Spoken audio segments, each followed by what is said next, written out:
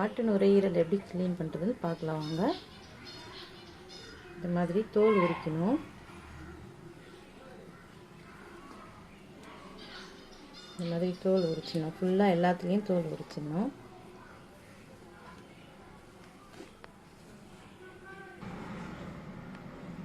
இந்த மாதிரி எல்லா பக்கமும் இருக்கிற தோலை எடுக்கணும். அப்போ தான் நல்லா வேகும், ஈஸியாக வந்துடும். இந்த மாதிரி இழுத்திங்கன்னா எல்லா பக்கம் இருக்க தோல் வந்துடும். இதில் ஒரு டியூப் மாதிரி ஒன்று வரும். அதில் இருக்கிறதெல்லாம் இந்த பக்கம் இருக்கிறதெல்லாம் பிச்சு எடுத்துடணும். இதெல்லாம் நம்மளுக்கு வேண்டாம். இந்த மாதிரி பிச்சு எடுத்துகிட்டு பண்ணிக்கலாம். இப்போ இது எல்லாத்தையும் நல்லா சுத்தமாக 4 முறை அலசிடலாம். 5 முறை கழுவிட்டேன். இப்போ இன்னொரு வாட்டி கழுவி காட்டுறேன். இந்த மாதிரி நல்லா பிசைஞ்சு கழுவிக்கணும். இந்த மாதிரி அலசி கழுவிக்கணும். அவ்வளோதான்.